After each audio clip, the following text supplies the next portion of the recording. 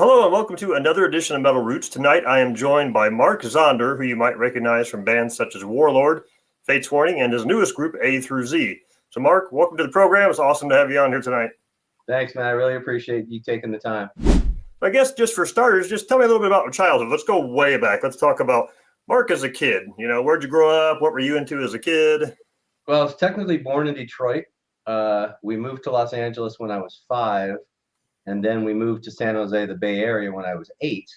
So basically, and then I left. I was there, I grew up in San Jose, but I left when I was 21 to come back to LA to be chasing the dream, which is a story in its own right.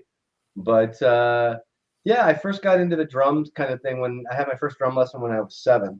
I was kind of that kid in the garage that took my mom's wooden spoons and these plastic cases that she had, and I was just kind of banging around. That was the beginning of prog rock. No, it was, obviously I was just banging around and started taking lessons. And, a 7-year-old kid taking lessons, I didn't practice, I'll never forget, my mom played the piano, and I'll never forget when during the first lessons, talk about embarrassing moments, I couldn't read music because no one taught me. I was 7 years old. Sure. And the teacher asked me, "Oh, do you know what 4/4, what the top number means?" And I said, "No, I don't." My mom looks at me right in the middle of this whole thing. She goes, "Really? You don't know that?" And I didn't want to say to her, if I was 20 years old, I would have said, "What are you talking about? You never taught me." But no, I remember very distinct things in my lessons with the different teachers. And when I wouldn't practice, the lessons would stop. So then I would have to show more interest. Lessons would start. Sure. I played in all the bands in school, the orchestras. I'll never forget being 3rd grade, and this is when they had music in the schools, and they taught drums. It just wasn't like, "Hey, everybody, let's play." And I had to stand in front of it was the cafeteria stage thing, like most elementary schools had, and I had to play like my 5-stroke roll and my 7-stroke roll, and even like 61 years later or 60 years later. Yeah. I remember the teacher's name was Mr. Taxi. He had like the tortoiseshell glasses and the coat with the leather patches on the arms. And I was nervous as hell, needless to say. And I'm out there playing my 5-stroke roll and 7 and whatever, but played in all those bands. And then, obviously when I was in San Jose, started jamming and playing with different people, probably at about 12 or 13. I was jamming like in my garage with a sax player, me and a sax player. Yeah. That probably wasn't so good to hear, but just your typical thing of, you're playing in bands and you're trying to get better and you go from one band to the next and just kind of all the way up. But it was always there. Was I Dave Weckl in the basement for 9 hours a day? Not in the beginning. I don't know too many kids, or usually if you're like that when you're a really young kid, you're going to have some social issues later on in life. I was into baseball and basketball, and I played on all the teams in high school and junior high and little league, and your typical kind of thing. And I was playing the drums too, but it was more about the sports part of it, because that's the interaction, and you could be kind of good at a young age and play. It's when you're playing the drums, it's not as easy as playing the guitar. You can play Proud Mary or whatever in about lessons. But the drums are a whole different animal, and anybody that really spent any time with the drums, it's not easy. It's not a quick reward kind of thing. Like you play the piano within your 3rd lesson, you're playing something that sounds like a melody, but hell, you're barely learning how to hold the sticks after the 3rd lesson playing the drums. And silly me, I had the sticks in the wrong hands. I actually was on a practice pad and a snare drum for probably about 5 years. Okay. I didn't have an actual kit per se. It was a practice pad and snare drum. Yeah. Well, with those other instruments, it's a lot easier to just throw it in a case, throw it in the back of your car, and go over to somebody's house and jam. But with the drums, it's a commitment, right? Yeah, they were coming to me. Let's just put it that way. Yeah, they were coming to me. So what was it about drums that drew you to those when you were 7? Why drums? Did you grow up with a family where parents played music, or a brother or sister or somebody? Or no, nothing like that at all. Music was kind of around. My parents were big into Motown, Tijuana Brass. I'll never forget. That was a real big one.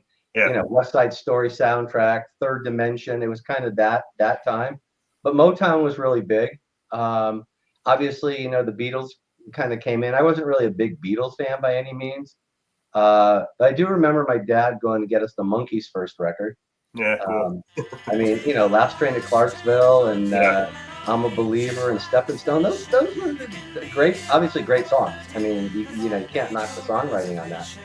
But no, there was nothing in particular. You know, no one in my family played the drums. It was nothing like that. It was just I kind of always look back and that I was always very fortunate at a young age that it is kind of this God-given thing that it gave me a direction, like you know, I had a passion early on. Mm-hmm. And even to this day, when you know, my kids, I have 18-year-old twins, Oh, wow. and leading up to when they were 18, it was kind of like, you know, don't force it. You know, something's going to happen. You'll find something along the way. But I was very fortunate at a very, very young age. And I even know 50-year-olds who still don't have that passion. They still Mm-hmm. don't find that thing that they can just, you know, go for. So I definitely feel very blessed. You know, there's no such thing as prodigies and all that kind of stuff. I'm not getting into that.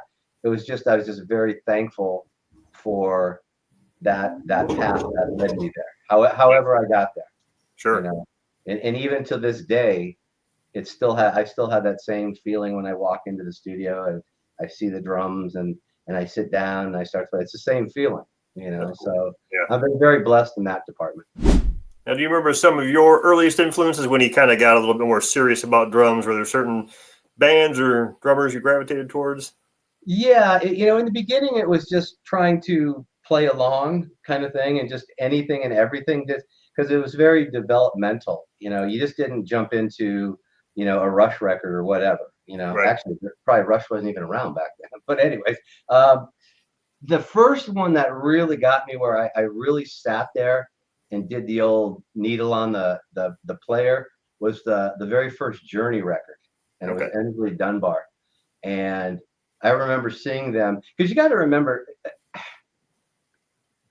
at 12 years old and 13 years old, I don't have the mental uh, competency to like break down an ELP record. You know what I mean? Right.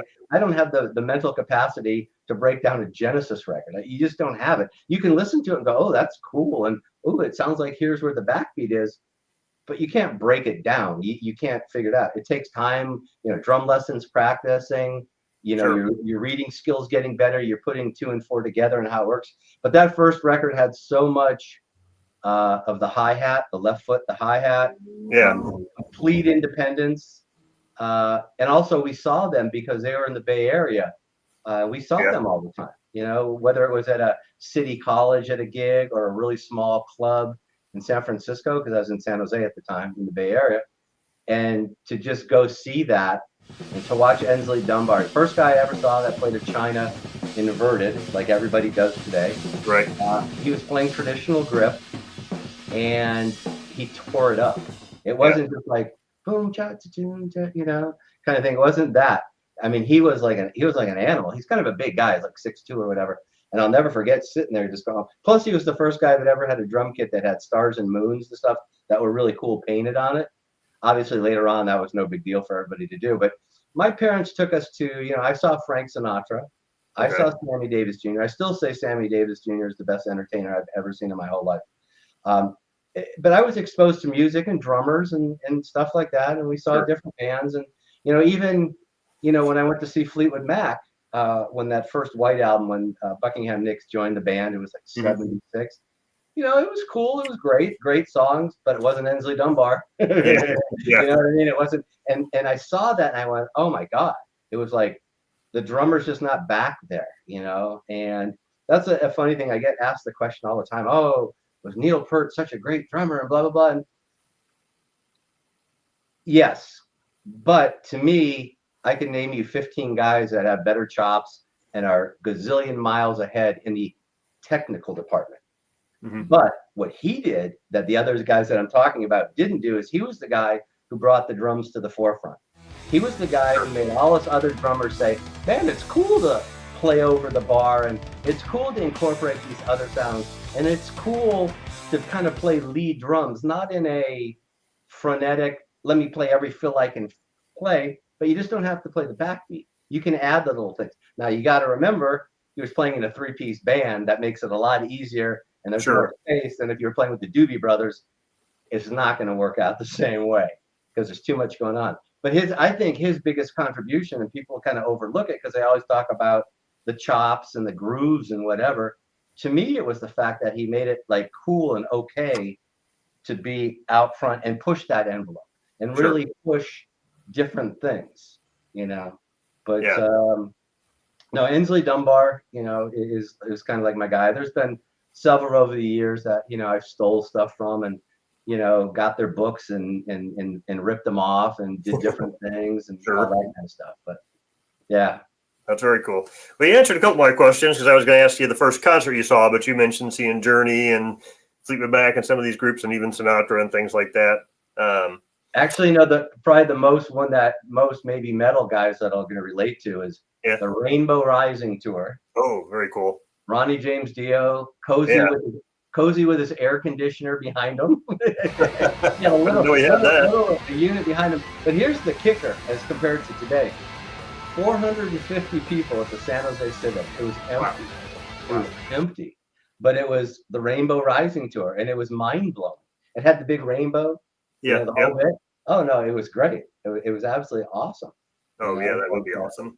Like you say, it's sad to say there's only that many people there. It's like if people could realize what they could have seen at that time. You know, so many of those bands became more famous after, you know, and became all of a sudden they're icons and all that kind of stuff after the fact, you know. But, no, that was great. You know, we used to try to go see as much as we could. Here's probably the lineup that 1976, I think it was 75, 76, Oakland Coliseum, they called it Day on the Green. Yeah. And it was basically an outdoor concert. It was Gary Wright. It was called The British Are Coming. It was Gary Wright when Dreamweaver broke. Then Fleetwood Mac when the White Album, you know, with all the hits on it. And then the third guy was some guy named Peter something. Peter Frampton. During Frampton Comes Alive. Then Dave Mason, then Robin Trower when Bridge of Sighs was out. I mean, those are 5 iconic Hall of Fame, hands down winner artists and bands, and it was incredible. It was incredible. So when would you say it kind of clicked with you, and you're like, this music thing, and you know, I think this is what I really want to do for my life. It wasn't just like sort of a pastime or a fun thing. That's like I really want to pursue this and do this. Well, I was all set up. I mean, I went to college for basically 1 year after high school. I learned how to play pool. I learned a couple other things that were illegal at the time. It just, you know, and I was on a business track. And actually what's interesting is when you go to college that first year, you're supposed to take all the basic generic classes. Well, I didn't. I took business economics, business law, accounting. I mean, I had a lot of accounting in high school. I was very fortunate that in high school, I fell in with one of the business teachers. And, you know, he got me, I was a 17-year-old kid working at IBM half the day and going to school half the day. You know, and that's when IBM in San Jose, they had a 20-acre campus. I mean, I was making more money than like a lot of 25-year-olds. They paid extremely well. And the whole business thing has always clicked with me. It's not a big deal. It comes really easy. And then I wound up my first year of college working for one of my accounting teachers in college at his record store. Yeah. And we would play, the band I played in would play there and so on and so forth. But college, you know, I didn't have any desire really to do that. The real thing really clicked is I left San Jose because a buddy of mine in LA calls me and says, hey man, you know, this guy, you know, that I met, you know, he's got a record deal and he's got this and that, and they're looking for a drummer. And, you know, I told him about you, and he goes, you know, so, you know, send him some pictures and, you know, a tape. Okay, this wasn't the days of the internet where you could just pop it and go. I had to take some Polaroids. Then I played some half-assed drum solo or whatever, mailed him the cassette, whatever. The guy calls me and says, oh yeah, man, come on down, you know, you can stay with me and blah, blah, blah. Go down to Hollywood. It's right behind Mann's Chinese Theater there in Hollywood. Anybody that knows Hollywood. And so coming out of San Jose, I got rid of the rehearsal studio, got rid of my car, got rid of the apartment I was living in. I was down to drums and a suitcase of clothes. That was it. My buddy drives me down in this van, and we get to this guy's house, and I knock on the door, and literally within 20 minutes, I knew this wasn't happening. I mean, it just wasn't happening. And then the kicker is, he says, Oh, my grandmother pays for the apartment, and she says you can't stay here. So I'm in LA, kind of by myself. I'm lucky enough that I had friends that kind of took me in, and it's a long story, but it rolled out. That's when everything kind of, as they say, became real. Yeah. So what was I going to do? So, it was a matter of finding a place to live. Obviously, it was a matter of the job that I had in San Jose when I was working at National Semiconductor put me back to work in Burbank. So I was taking a bus all the way from down by USC at 4 o'clock in the morning to get to Burbank to work, because you got to work, right? You got to eat. Yeah. And it just kind of rolled out, and I had a practice space. And here's kind of an interesting story. You know those storage units that they have, like orange storage? Well, back in the day, a lot of bands used to try to get away renting them and playing them there. I went there and I was very honest with the guy, and I said, hey, I play the drums, blah, blah, blah. So, oh, no, we can't do that. And he's standing there with his wife. And this is the type of thing where they live there behind the, behind the office. I said, okay, thank you. And I start walking out. He catches me. He goes, hey, I'll make you a deal. If you bring me a bottle of vodka once a week, I'll put you way in the corner. No one will ever know, blah, blah, blah, blah, blah. You can play the drums. So that's how that one came about. And then it just kind of rolled from there, but it got real. I started taking lessons again, different kind of lessons. It was just, I had to do anything I could just to be as best as I could. It was a combination of survival, but at the same time, I was working 3 jobs, even when I got up to when I was up in, North Hollywood is where it was. And I wasn't working at National Semiconductor.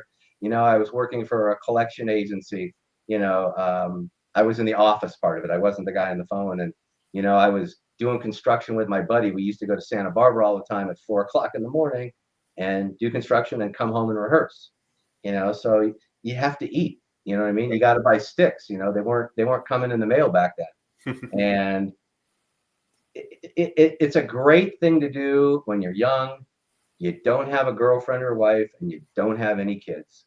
You have to be overly selfish. And you go for it. And I never had a quote plan B. There was no, hey, let's study accounting at night just in case. No, I'm not a believer in that. I say you go for it because you have to. And I'm one of those guys that's motivated by the fear of failure. So if I know something's hanging over there, I don't know, maybe I won't be so motivated. But motivation was never a problem. But that's kind of where it was at, and it kind of all worked out, I guess. So once you started to pursue music, like say you moved down there to LA by yourself, was your family supportive of your quest for music, or were they like, you need to get a real job, Mark? Oh no, here's an interesting thing. My family is littered. I mean, littered with doctors, lawyers.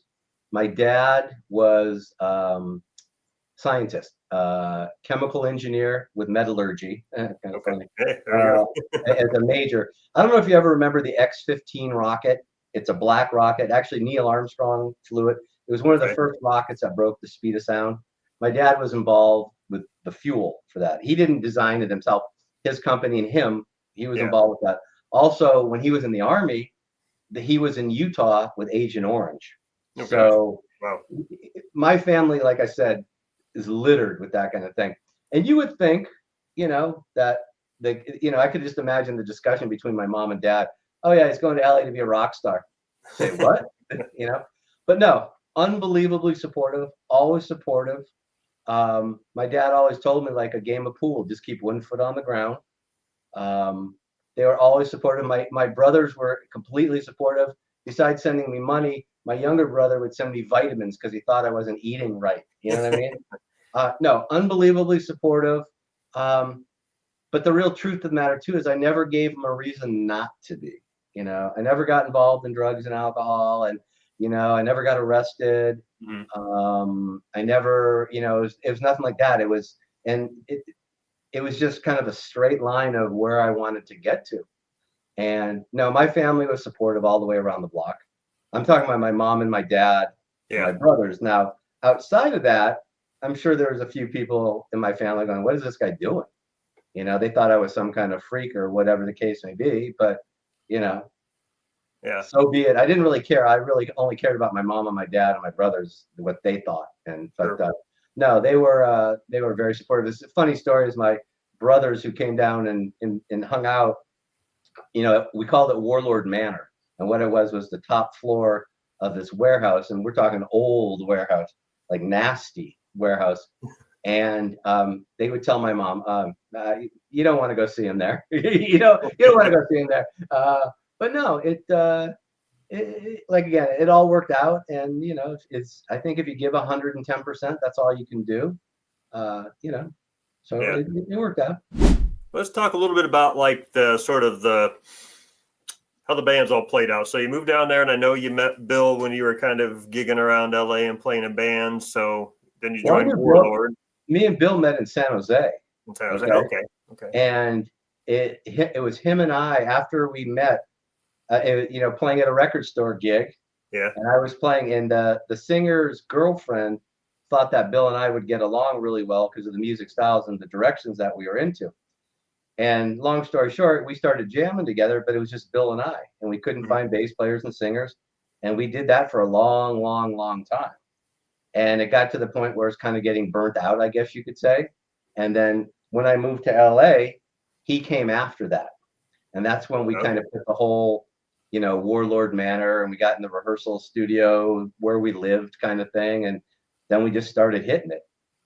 So we weren't gigging or anything like that because we had a difficult time. I mean, bass players kind of came and went. That wasn't the big issue. It was the singer.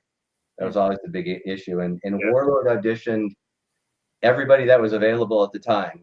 Jeff Scott Soto, Mark Bowles, Neil Turbin, and a million other guys. Yeah. And I thought Mark Bowles was tremendous. He played us a version of some like a cover band that he played in from Ohio or wherever he came from.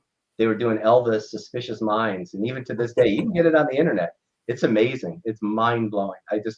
And unfortunately, a lot of guys back then, and even now, they needed money. They wanted money.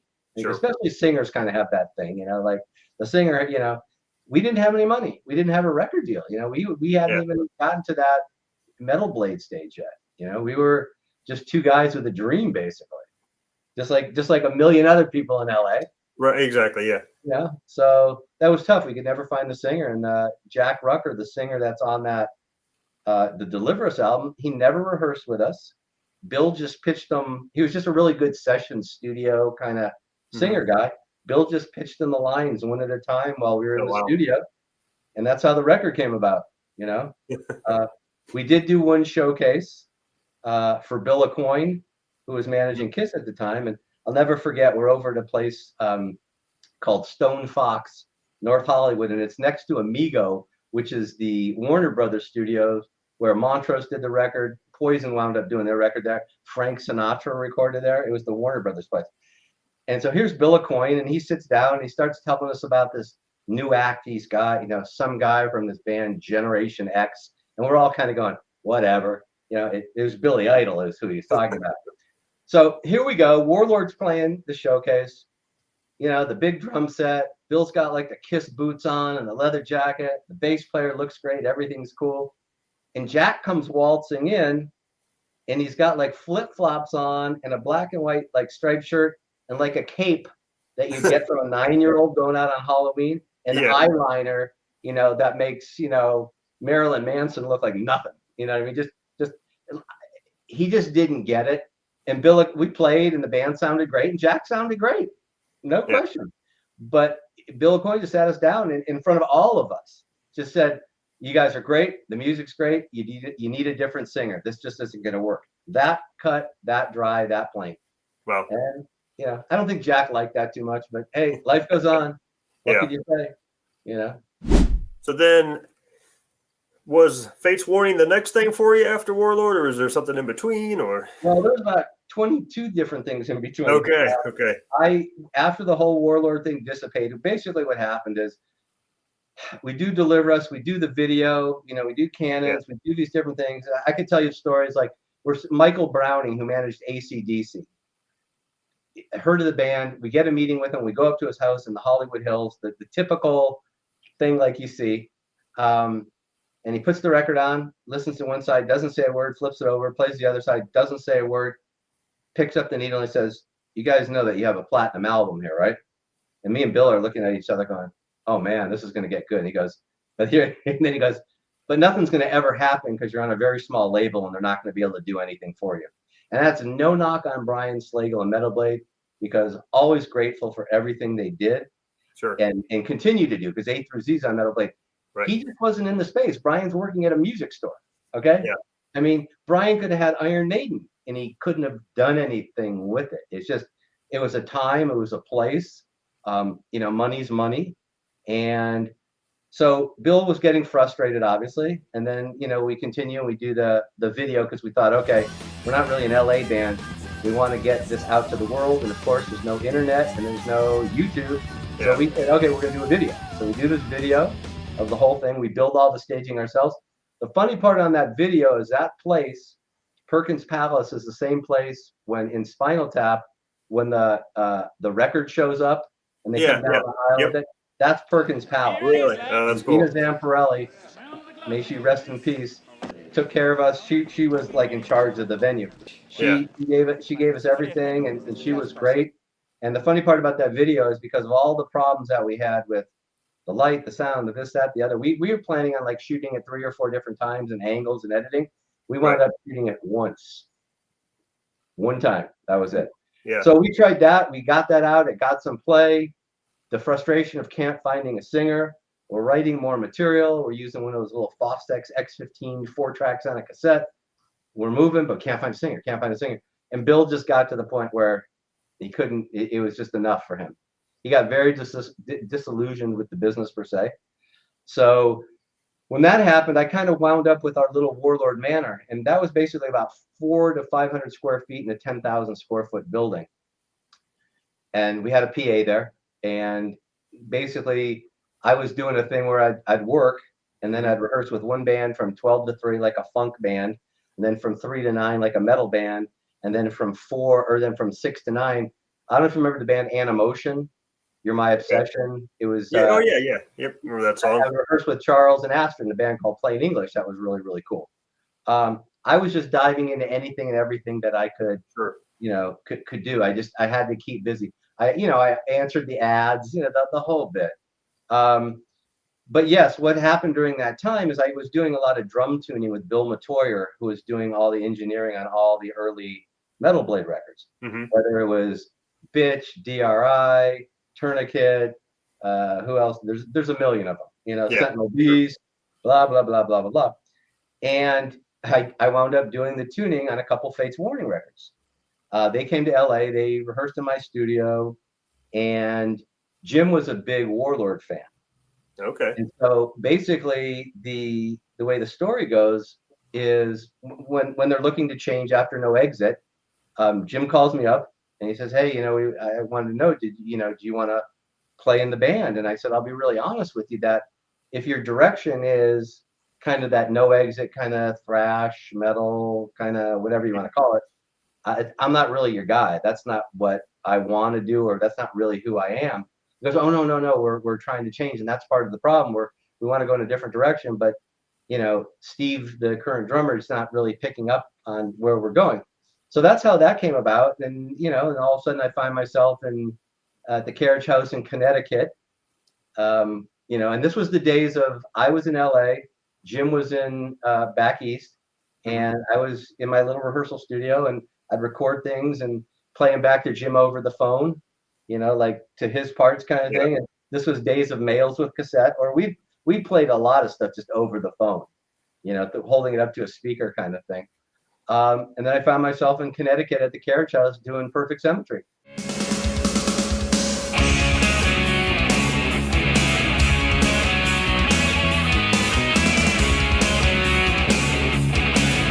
Wow. So, and then 15 years went by.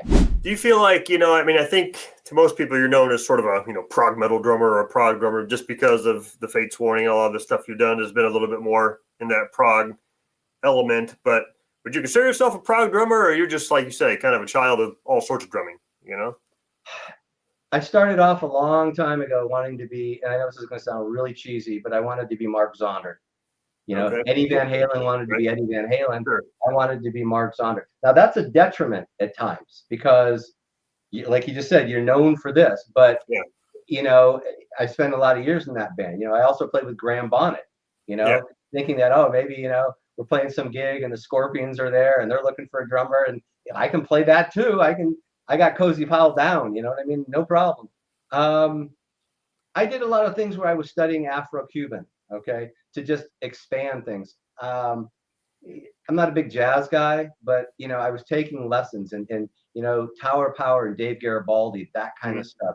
I just wanted to expand and have that part of my thing. I always think when you talk about prog drummers, I think what I always wanted to do, you got to have the groove. You got to have the backbeat. I always thought I was one of the quote progressive drummer like in Faith Warning that put a groove in it, that had a backbeat going on. You got bars of 5 and it's weird, but if you put 2 of them together, you got 10, and now that's even. And I can play a groove through that and keep it even. I was never in. I mean, I see some of these guys and I get dizzy watching what they do. And if someone put a gun to my head, I could never figure out what the hell they're doing. It's incredible. It's just not really what my thing is, Yes, prog, but I grew up with a really strong sense of choruses, hooks, where the drums could and should punch and when they shouldn't. And another thing too, when you grow up and you're listening to whether it's Motown or back then, like AM radio,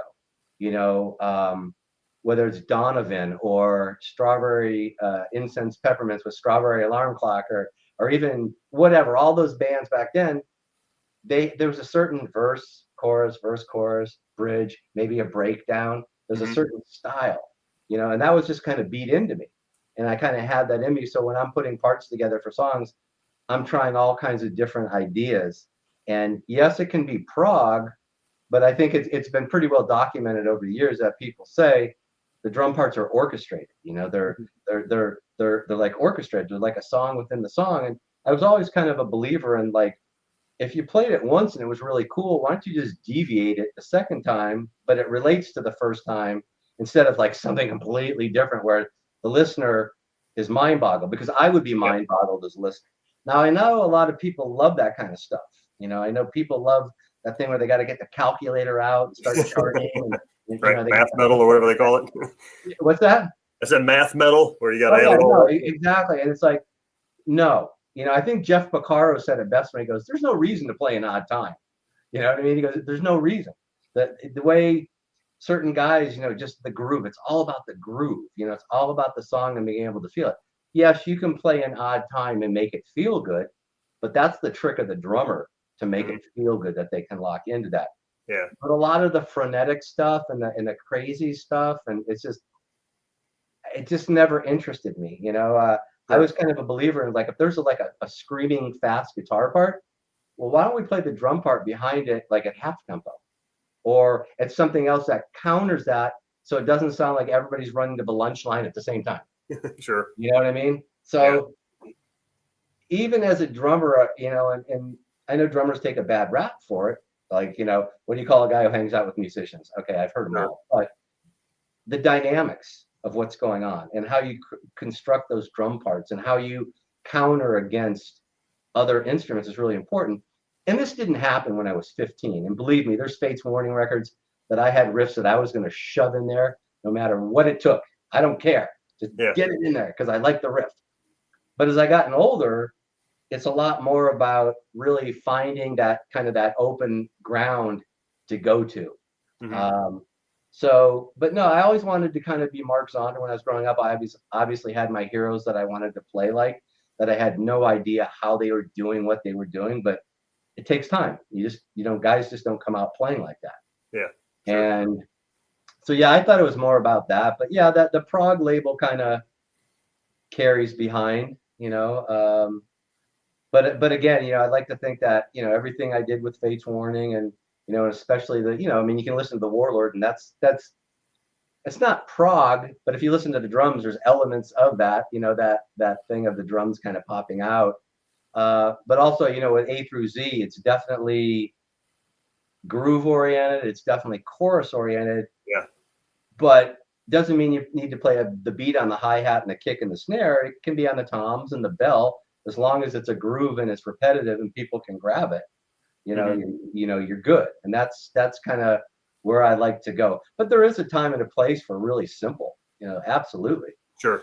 Well, that's one thing I think you do very well is, even when I was first introduced to drumming was perfect symmetry, right? Well, I mean, I had the Warlord stuff, but in terms of like you're a little bit more progressive playing or whatever, I remember the first time I heard perfect symmetry, you're doing some really cool stuff, like you say, some stuff on the toms and some stuff on the ride and some stuff on the hi-hat. It's not just like, straight 4/4 rock drummer, but yet the songs are so melodic and so catchy, and it's not like something that makes your head spin. You can still like lock into it, even though you're doing some kind of unique stuff in the background.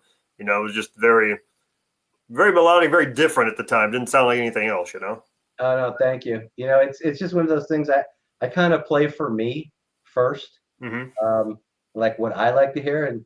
And most musicians won't admit this, but I know every musician at a certain level and a caliber will tell you, maybe off record, that when they're playing and they come up with something, they'll stop and they go, damn, because it's like you're opening up a new door. It's like, wow, I didn't know it was going to, especially after you record it and listen back to it, or just in your head when you start to see it and the idea that how it comes up and you're moving on. It's not, it's new, it's different. And I mean, that's the whole point of it. That's the joy of it. That's the present that's being unwrapped. There's that whole theory that everything's already been played and it's already out there. It's just a matter of you putting 2 and 4 together to come up with you. Yeah. But there's those moments that, especially on these A through Z records, since I kind of sat with them for a long time and really was able to work the parts, and it wasn't like, okay, guys, we got to record tonight, let's go, kind of thing. And just really trying to put as much air and space, class, just there's a time and a place for everything. And I think both those records, the second one doesn't come out till June, but the first one, when you listen to it, it's kind of a culmination of what I've done my whole career up to that point. Sure. Let's talk about that a little bit now. I'm going to read this so I don't say anything incorrectly. But so A through Z is obviously you on drums. It's Ray Alder, who folks would know from Fates Warning and Redemption and that, on vocals. Vivian Lalou, who's French, on keys. Jupe Walters, is he also French on guitar? He's from Holland, but this is the lineup for the first record. They're no longer in the band. Okay. Which is a story within itself. But and then Philip Bino was on bass. So I was just going off like the first one because that's the only one out so far from 2022. But Philip, there's a saying. It's funny because Philip is a guy that when I was putting my band together called Slavier, which was the same idea as A through Z in 2007, where it's like, okay, we're going to start everything basically with a drum riff, and then we're going to build on it. Because I just sit and record. I have thousands of different ideas and different things. So with Wayne Finley, who was playing with Schenker at the time, and is that same theory, same idea of putting it together. And I was basically looking for the theory on the A through Z was beer commercial, car commercials, and Cobra Kai. Okay. I wanted big choruses, big hooks, even to the point of where I decided early on that I'm bringing in additional background singers, because it's an interesting story. When I was looking for a singer for A through Z, Ray was not the first choice. Okay. Basically what happened is I wanted to separate myself, obviously, like anybody would, from your previous band. Okay. Sure. You don't need any headaches. You don't need any questions. You don't need any problems, whatever. So when I first started doing this and I put this together, I had a total vision of what I wanted to do, and basically I called Matt Guillory, the keyboard player, and he wasn't available, which means, Mark, you don't have enough money for me. So he turned me on to Viv, the French keyboard player. And then it just rolled from there. But Philip Bino is a guy, I jumped the story. Let me jump back real quick. I was putting Slavier together and we need a bass player. I called my friend. He goes, oh, there's this guy that I play with. He's great. And, his name's Philip Bino. I go, okay, whatever, cool. I look up on the internet. Here's this dude sitting in the middle of a field dressed really nice, like really cool, playing a cello. Okay. And I start reading down his list of things. Oh, he was on the Tonight Show. He, played basically an Extreme before they were Extreme, blah, blah, blah. Oh, And I literally said out, my wife will tell it, back the story. She goes, I said out loud, there's no way in hell this guy's playing with us. Philip has played with, he's the only bass player I played with basically since 2007. No matter what I do, he's the guy. We're really good friends. And what's really interesting for a lot of people that can get this through their head, we are about as far apart politically as it ever could be, but it doesn't matter. We don't talk about it. It's just like my mom said, politics and religion, if we don't agree, no point in talking about it. So yeah, right. Great friend of mine, he's always the guy that no matter what I'm doing, he's playing. So basically, things got rolling, and I told these guys, I was gonna, I got the deal at Metal Blade, and money these days isn't a big deal, but I thought my whole thought was like, okay, we're coming out big school 1980s style, Mm-hmm. we're coming out with the full package, we're coming out with the artwork. We're not doing this, hey, go to the website, let's check out my band. We're doing this old school. Okay. So I called Hugh Syme, who did a couple of the early Fates Warning records and obviously did all the Rush stuff and all that kind of stuff. And he was great. He gave me a great deal. And so I said, okay, great. We got the art. We got the killer art. We're not going to do this thing where I'm going to ask my daughter to do the album cover or, Right. like so many bands don't care about the album cover, but to me, that's half the game. The packaging is half the game. We're doing old school. Yeah. If I'm going to try to sell you a record, or the label's going to try to sell you a record at $15 or whatever it is, you got to give them something. You got to give them. So that first record, like the second, I went in the hole. I went in my pocket. Okay. Because the advance wasn't going to cover it, and that's fine. But I thought, okay, at this point in your career, Mark, you're either going for it or don't even bother. Don't do 70%. Don't do 60%. Yeah. So got the artwork nailed. I sent out, I needed a guy to mix. That was the big deal. The sound really had to be spectacular. And I sent it out to 8 or 9 guys, and like big name guys. Grammy, I was fortunate enough to have connections. Grammy winning guys. And it wound up, the best guy was Simone Molaroni, who's in Italy. So he mixed the first record, and that's great. And first record I thought was fantastic.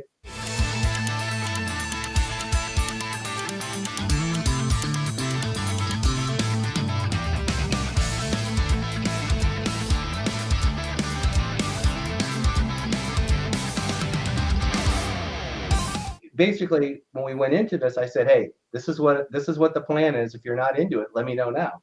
We're going to record the record. We're going to do the videos. We're going to do the press, and we're going to go tour. Okay. Well, when it came time to tour, the 2 guys didn't want to go out on tour.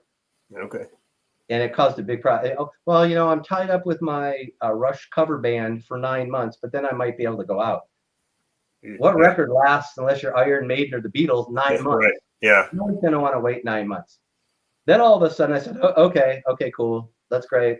Let's just start working on the next record. You already have 116 things I sent you. Let's get going. Don't hear from anybody for like 2 months, 3 months. Complete ghosting, as the kids say. Mm-hmm. And I just got to that point where I couldn't have other people control my career, especially with a record that did so well. It did the initial charting. Metal Blade was very happy. They were kind of shocked at how well it was doing. The press loved it. It was a breath of fresh air. Like I said, beer commercial, car commercial, Cobra Kai. Ray hit it out of the park with the choruses. It was great. And it was like they totally shot themselves in the foot. So I just I can't do this. I got to move on. Long story short, Nick Van Dyke and I have been friends forever. Mm-hmm. We go to a Kansas show just to go see Kansas, and he says, hey, we've talked about it forever. How about we start working on stuff for you and I? We'll put something together. I know the A through Z thing's doing whatever. So we start working on stuff, and it's really good, and everything's great. We go to the Rock and Roll Hall of Fame here in Agora Hills, which is down the street from me here, where I'm playing with Chris and Pelletieri, who's getting inducted. And Nick comes up to me and he says, hey, I was thinking, he goes, if you want to continue and use this material, we can do this as A through Z, because I know how much you've put into it. I almost wanted to kiss the guy in the lips, but I didn't. So that's where A through Z. And I just needed to surround myself with guys that were mature, professional, and knew what was going on. So obviously it was Ray. Obviously, it's Philip, and you have Nick playing the guitar. But we really wanted an amazing guitar player to play the leads and the Steve Lukather style background parts, kind of stuff. And that was Simone, the same guy who mixed it. Really? Okay. It played with he's the guy who came in and played with Nick and Redemption. And his guitar playing is well, you'll hear it, but it's unbelievable. It takes it to a whole new level. It's kind of Gary Moore meets Blackmore meets a little of Yngwie, a little of these different guys. It's Neil Sean's all over it kind of thing, and even the Lukather kind of thing. Just when you listen to a song and a guy's playing a lead, where he's going before he goes there, just because of how he builds it up. And to me, that's like the ultimate, like, music's supposed to communicate. I'm not supposed to like bewilder you with what I do. You're supposed to get it. And when you just hear that, I mean, Gary Moore was like phenomenal at that. Just those notes that he would hit, and you'd go, "Oh man, that that's just, that kind of thing." So that worked out well. Now, when it came to keys, I'd work with Jimmy Waldo, who's from Alcatraz, and also the band New England, and also more importantly, is one guy that's actually older than I am, so that was cool. Instead of playing with all these younger guys, but and he's playing keyboard. So the second album, and we will be touring.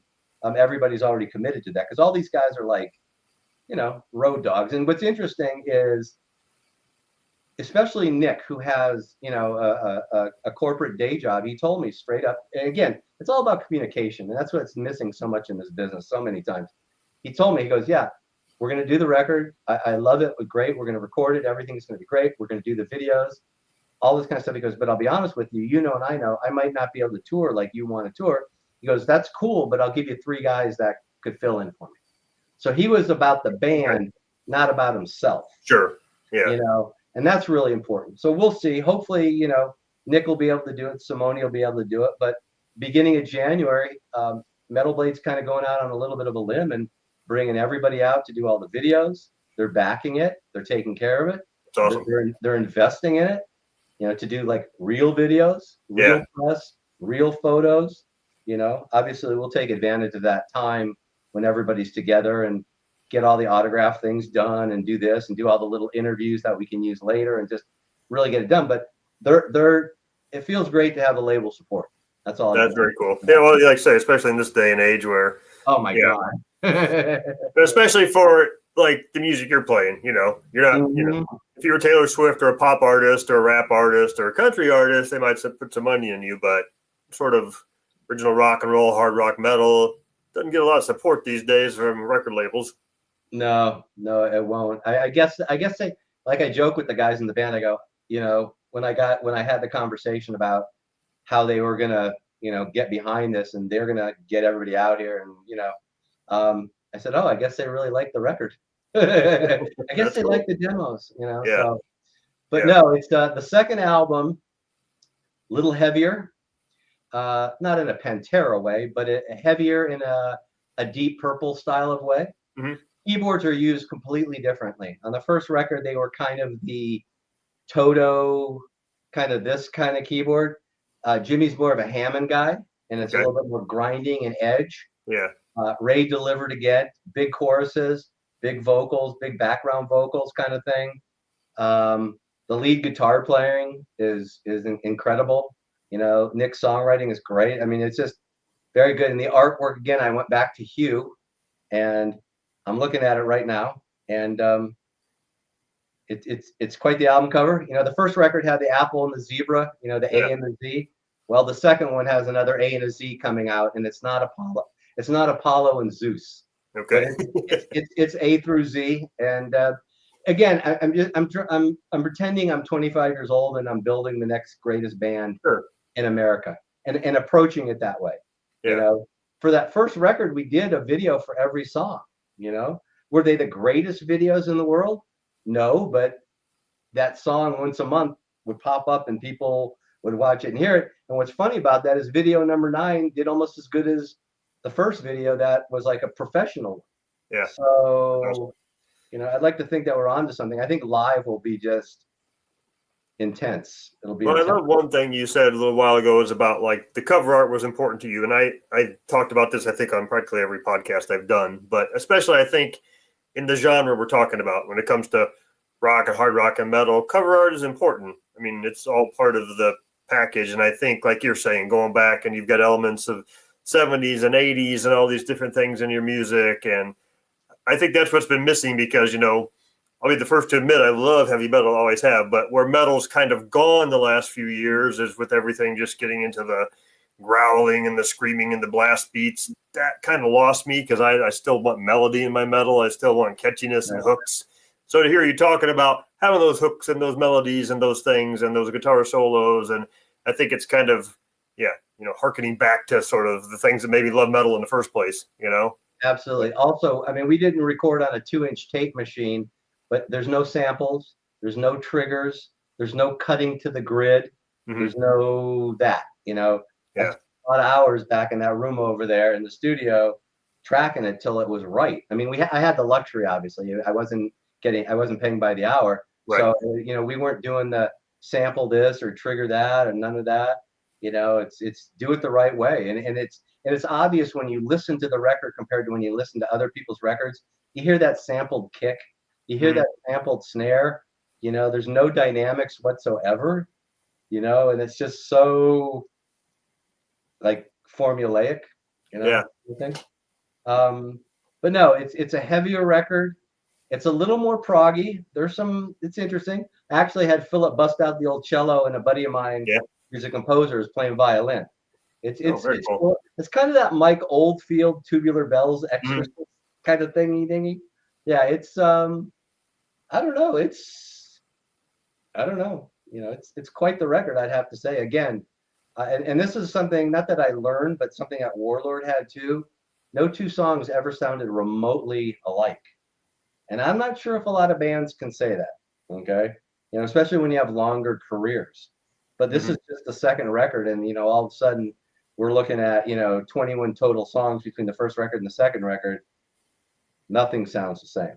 Nothing at all. A lot of bands slide into that ballad. A lot of bands will play that up tempo, cut time kind of song, and and they all kind of start sounding a little samey, but. No, I think we did an amazing job on this, and all the guys were fantastic. The professionalism and the maturity, and I mean, stuff would get done so fast it wasn't even funny. Yeah, the turnaround times and stuff. Well, we talking about the writing and recording. That kind of leads into this question perfectly. I was going to ask you. So, what's your favorite part of making music? Is it the writing, the recording, performing, all of it? Is there something that you like better than the other? All of it. I love being in the studio. I've always loved the studio. I'm a half-ass engineer at best, but I know I would make a great second because I know how everything works and I know how it's done because I've learned from like the best. But I don't have the ears for it, and I don't have all my mixes. The drums are loud, trust me. But it's so funny how everybody thinks they can mix and master their own records and stuff like that.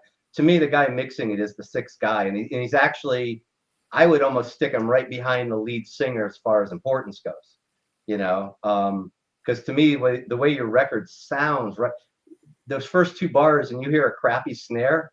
Yeah. How many people just pick that needle right up, man? I'm done with this. It's got it. There's engineers and mastering guys, like the real big time guys, they get their due and they get their money and all that kind of stuff. But there's guys that aren't quote big time that are just really good at it, and they know how to do it.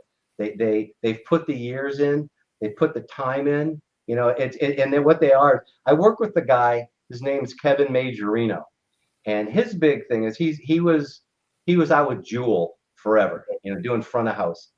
And he's a great example of what I think is the epitome. He's half science, but half art. He's science in the respect of like, okay, the mic should go here and here, and they should be so. But hey, let's move them and let's just check it out. That's the art part. Let's just move them. But we have a frame, a reference.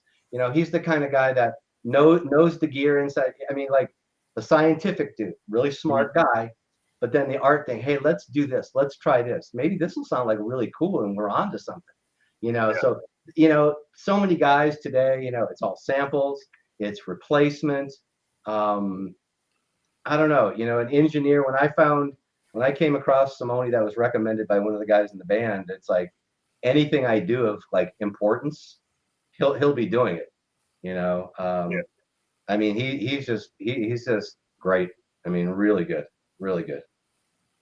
That is an art and a skill unto itself, is sound Absolutely. mixing, right? I mean, because it's not just like, oh, okay, all the levels are decent, but then it's like making sure stuff doesn't step on top of each other and frequencies don't compete and this and that. It's You gotta have experience. You gotta have your bag of tricks. You have to know that if this is happening, this is how you get rid of it.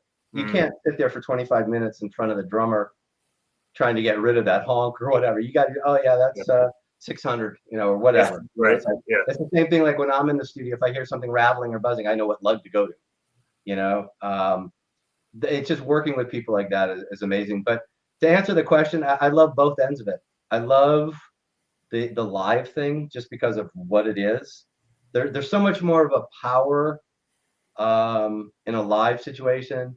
Some people like to say, oh, it's the energy that we're feeding back off on. I almost go to a little different thing. Yes, this is true. Because believe me, I played enough gigs where there was no energy. And that can be really flat. Right. But at the same time, there is a little bit of that ego. There's a little bit of that self-confidence, that swagger, like an athlete.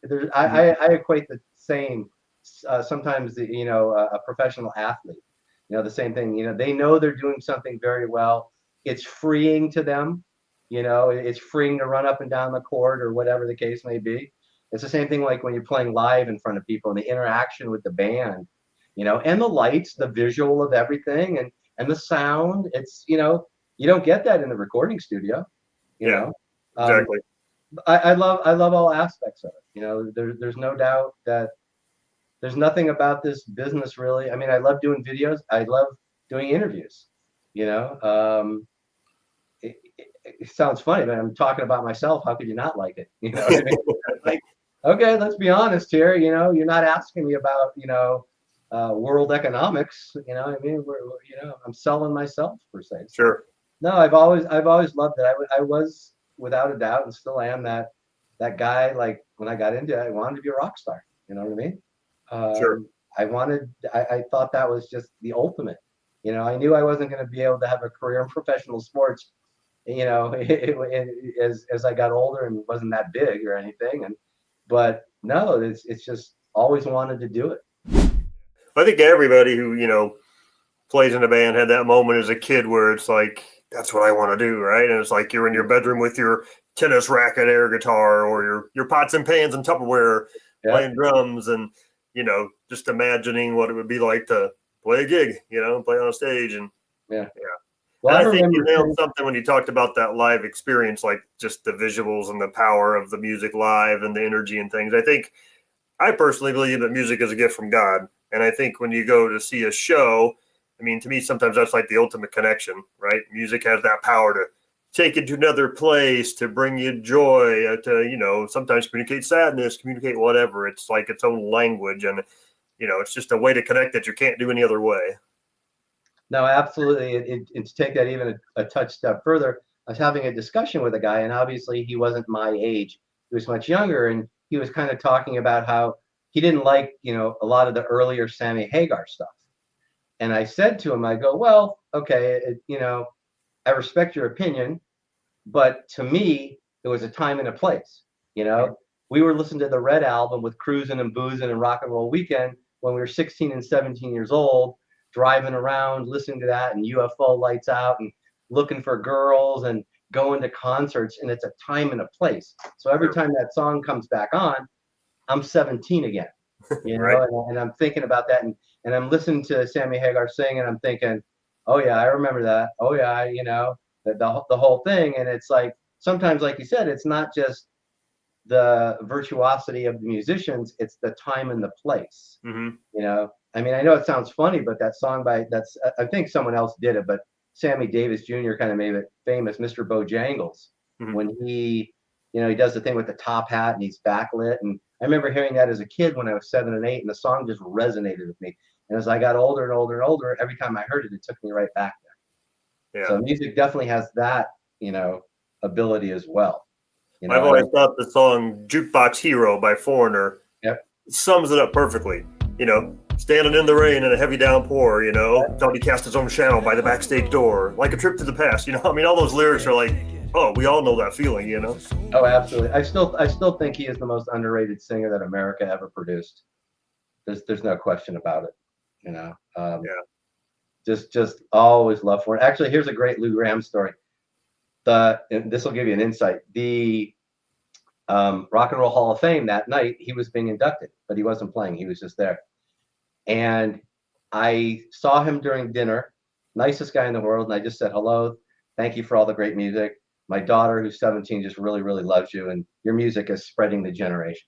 Cool. Thanks for coming. I mean, he was really nice. It wasn't that. I'm not that guy that stands there for 20 minutes. Okay. I'm like, sure. I say it and I'm out. So we come back later and we're going to play. My daughter's with me and we're backstage or whatever. And I introduce her. He spends like 20 minutes talking to her. That's cool. I mean, it's just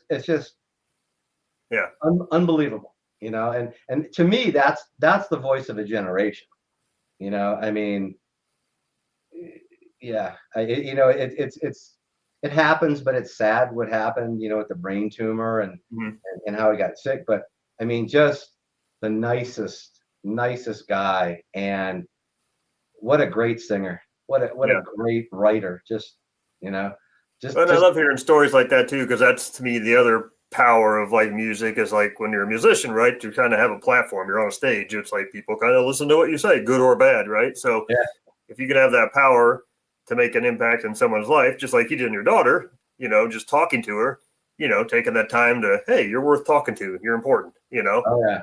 Oh no, my daughter, brushing her off, and no, my daughter, number one, will never forget that. Yeah. And she like on the ride home, she was just like, and and then she goes, because a lot of her friends and her friends' dads obviously are into, that kind of music. They call it older music, whatever, those bands from that era.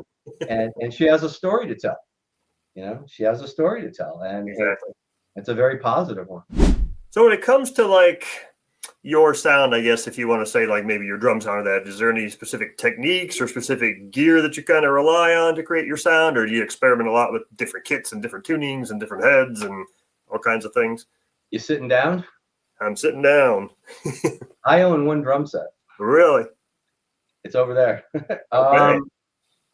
I have a lot of cymbals. I have really, and I know this might sound a little strange, but I've really gotten to the point.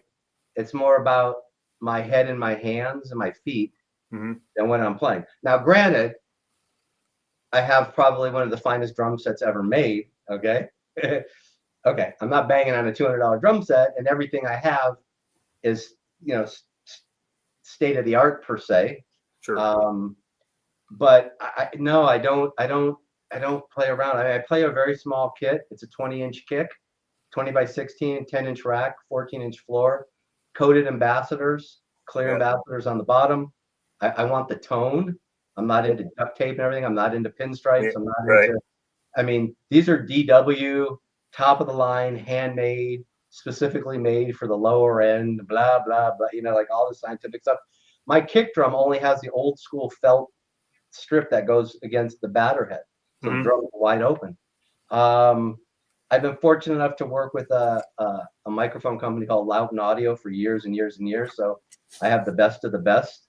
I'm in the studio business, and I didn't get married till I was 43.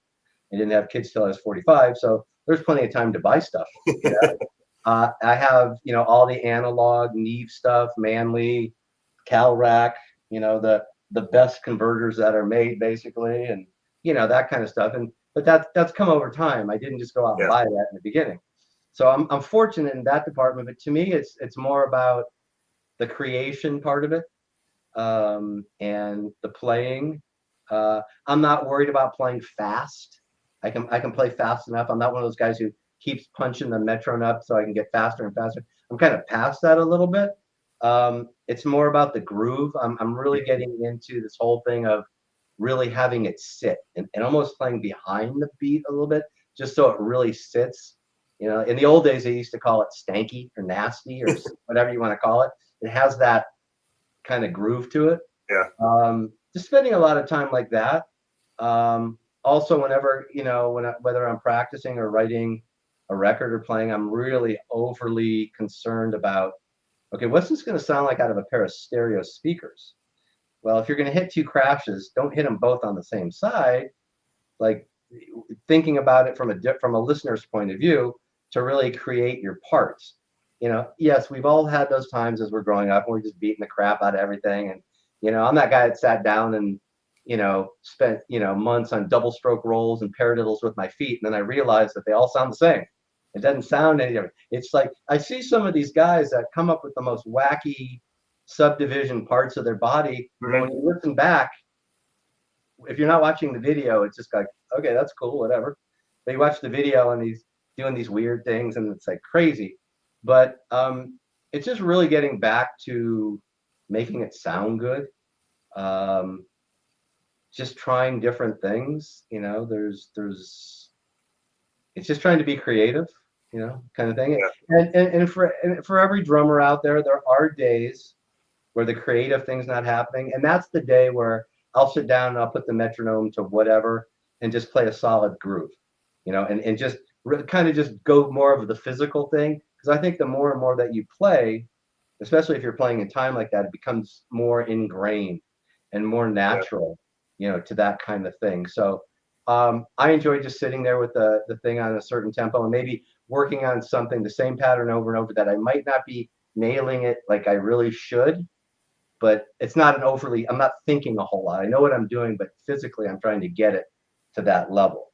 So there's all kinds of different ways to, you know, improve. Well, since most of your career has been, you know, metal, hard rock type bands, I have a question for you here. So what do you love most about the metal and hard rock community? What do you think kind of sets it apart from maybe other scenes or genres? I've never thought about that. That's interesting. Considering that I've never lived in an AOR kind of thing, I never played with Journey and I've never traveled those waters. Mm-hmm. I did notice something kind of interesting where the metal hard rock thing.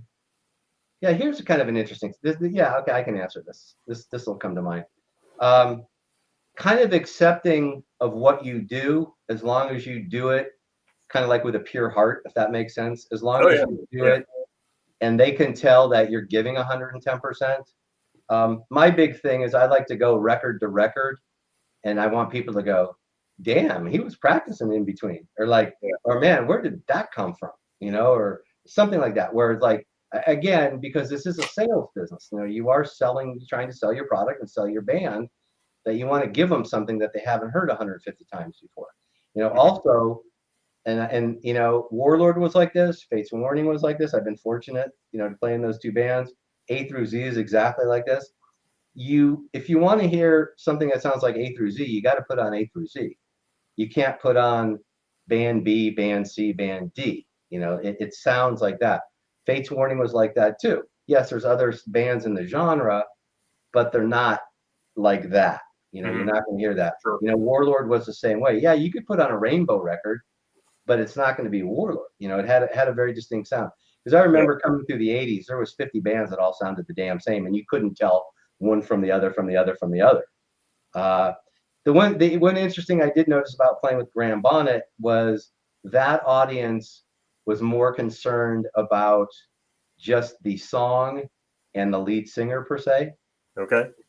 That's what they were there for, you know, because they were hit songs, you know. And you didn't have Richie Blackmore up there, so you know, it was somebody else. So they weren't zoomed into him. I'm sure if it was Richie Blackmore, you know, and Cozy Powell, they would have been zoomed into other people. But they were pretty much zoomed into that, and it was more of, sounds funny, but they wanted to dance. You know what I mean? It was different. It was a different kind of vibe. You know, I'm not sure if you go to a Journey show, you get that or not, but it was a little different. But no, just the fact that in the hard rock metal community, you know, as long as you're bringing it, you know, you're good, and and it seems it's a very accepting genre of coming up with something new and different, and not being looked at as like, oh, wait a minute, that's not 2/4 straight up kick snare, kind of thing. As long as it's good, they're good. Yeah. Well, I think, especially like in the last few years, even the last 20, there's been such an expansion of what falls into the realm of metal, in terms of subgenres and styles, and there's just all kinds of stuff out there now. Yeah, that's a little much. Yeah. I mean, you've got folk metal and this metal and Viking metal and everything under the sun, but, and then even when the whole, I hate this term, but when the whole like female fronted metal thing came out, and they had like your Night Wishes and those kind of bands with the high pitched operatic singer juxtaposed with the growler guy. And that was a new thing at the time. And it was, interesting that these metalheads embrace these operatic singers, these opera ladies up there, so. But I think it's funny because this discussion's happened before. Are they accepting it, or is there nothing else to fall back on?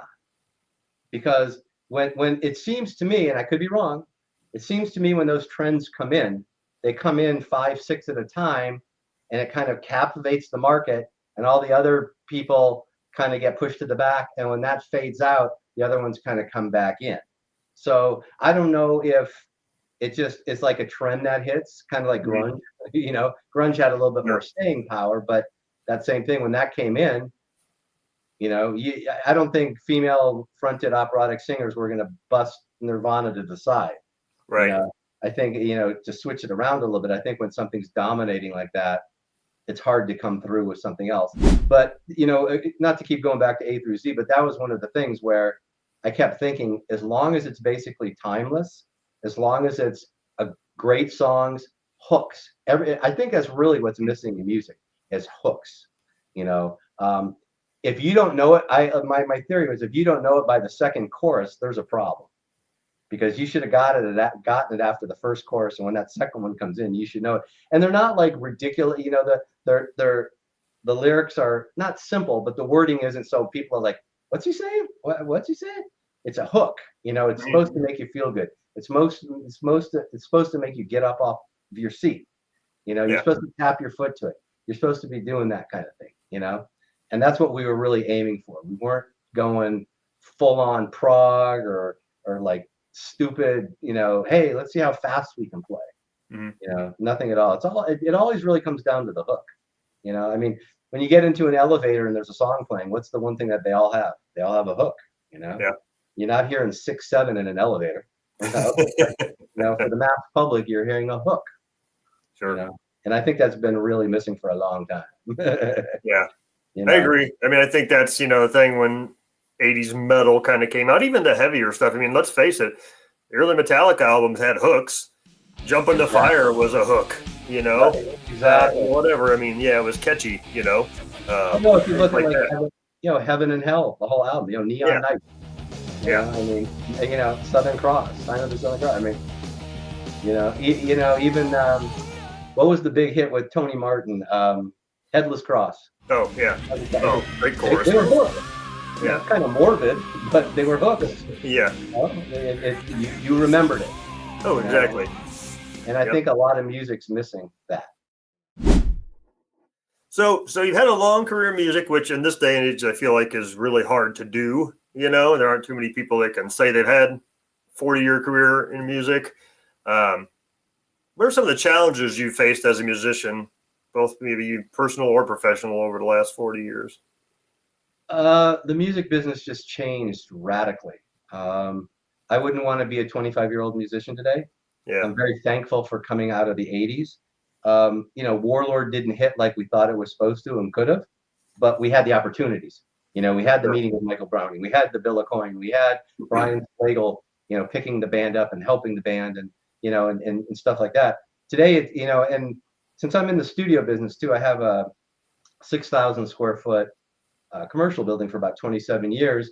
That the first 15 years was all rehearsal, and then when the business changed, where the labels weren't giving the bands the money to rehearse, I shifted them all over to individual recording suites, control room, live room, and like a lounge area.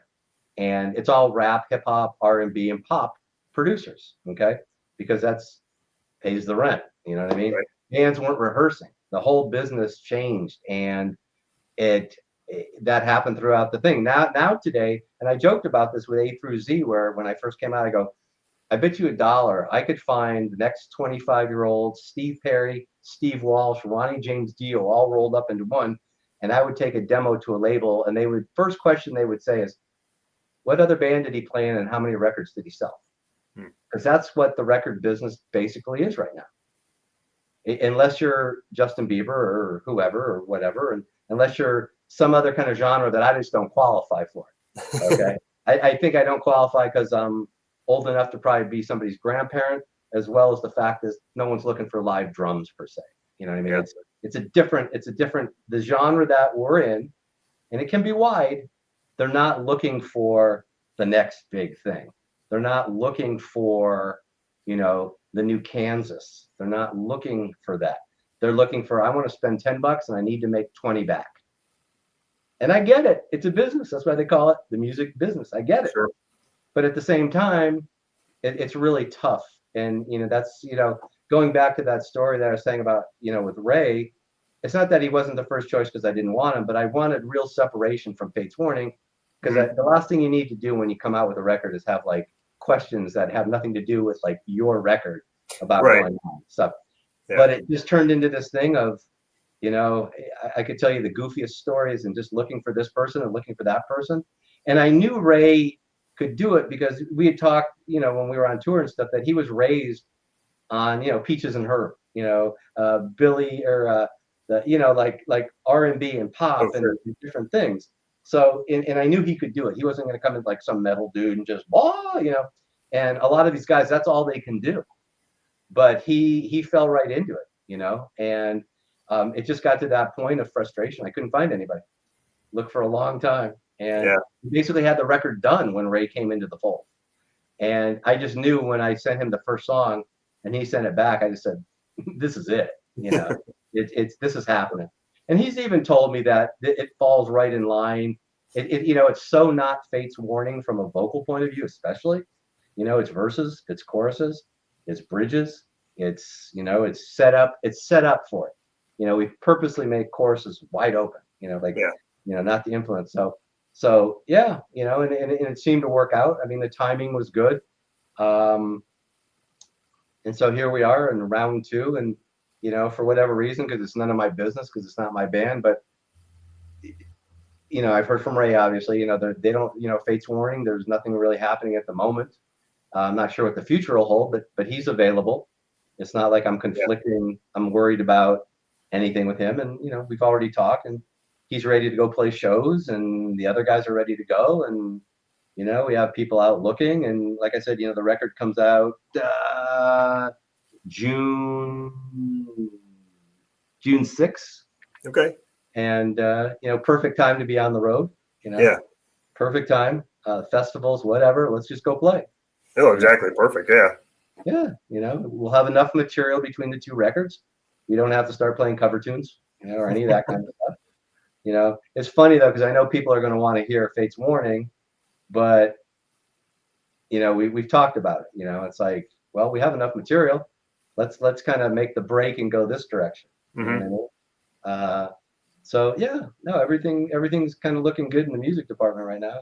Warlord actually is opening up for Priest in Italy, July 1. Oh, really? Oh, wow. So they're trying to put up the dates around that as well. We just came off the road, if you want to call it off the road, but a couple weeks back in August and September, and relaunched the band, have 2 great guitar players. Everything was great. There's a lot of stuff on the internet, different live shows, and overly well received, and just playing the classics, as they say, and playing it note for note. There's no blues jams or nothing. It's like, if you're going to represent something, then you represent it.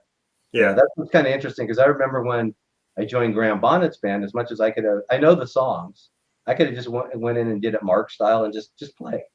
But I sat down and I learned like every bar exactly how Cozy Powell played it, because number one, to honor him, okay, dude, I can't do it better. You did it. That's as good as it's going to get. It's your song. But also, that's what the fans kind of want to hear. They don't want to hear triplet breakdowns in the middle of stuff that they never heard before. They're not there to Yeah. see Mark Zonder. They want to hear Rainbow. They want to hear Lost in Hollywood. You know what I mean? So I thought it was just really important to honor that, and you play it. And that's same thing with Warlord. It's like those guys knew from day one, the parts that you're going to play are right on the record. Here they are. I have the multi-track. Learn them note for note. Don't give me an extra note. Don't give me an extra bend. Don't give me an extra wah-wah. None. Just play. And they did. They played it freaking note for note. That's awesome. Yeah. Really good. Really good. Really, really good guys. Again, so much of this has to do with the hang when you're with the guys and traveling and stuff like that. And it's so nice to be with mature, adults, who get it, and understand. So it was good. It was really, really good. Hopefully there's going to be a lot more shows this year coming up. We have someone out there, banging on the doors, and hopefully we're thinking about doing another record possibly too. There's a lot of labels interested. So another Warlord record, probably the first, obviously the first one without Bill, but we'll see, we'll see where it goes. There's no limits. Well, my next question for you, I'm always curious about this as a fan and somebody who, hasn't experienced it, but how do you kind of balance personal life and music career? Obviously, you said you were married, you've got some kids, you own a studio. You don't. You don't balance it. You don't balance it. Just along for the ride. Yeah, well, it's interesting. That's why, like I said, I didn't get married till I was 43. We didn't have kids till I was 48. My wife's 19. No, I'm just kidding. Because it takes up too much. Fates Warning would do stuff like 6 weeks in America, a week off, 6 weeks in Europe, come back, another 6 weeks in America. We were doing that stuff with Dream Theater back in the day and stuff like that. You can't have any semblance of you're lucky if you can have a girlfriend. Now, to have a wife, no. To have kids, forget it. And this is what put the capper on it. My kids were 4, and I purposely wasn't. I was doing a lot of recording, but I wasn't doing any traveling. I just, you have kids. My wife, had a law practice, and I would basically be home with the kids, and playing, and we had it all worked out. Everything was great. But I had the chance to go to Japan with Slave Year, and I'd never been to Japan. And I pleaded.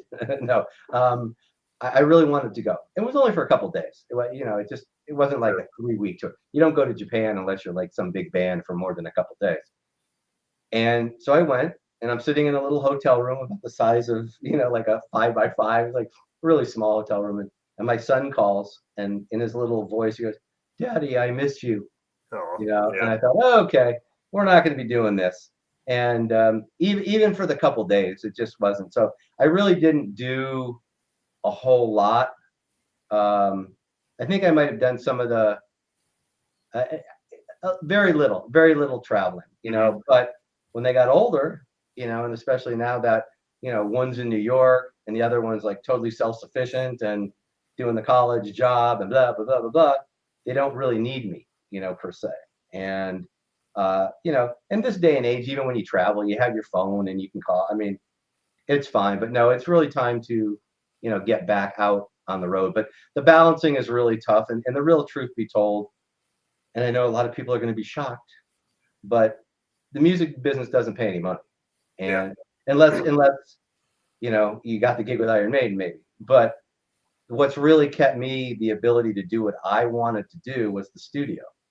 Like I always say, Journey never called, but I got the break with the studio, and it's a great story on how I actually bought the building 27 years ago and built it, over a 7-month period, coded, permitted. And, back in those days, the banks weren't as smooth as they are now. And they had all these balance transfers where you could borrow the money 0% interest for so long. But what they forgot to do back then that they do now is they didn't hit you with a fee. So it was like free money. Okay, I need $10,000. Okay, here you go. Okay, cool.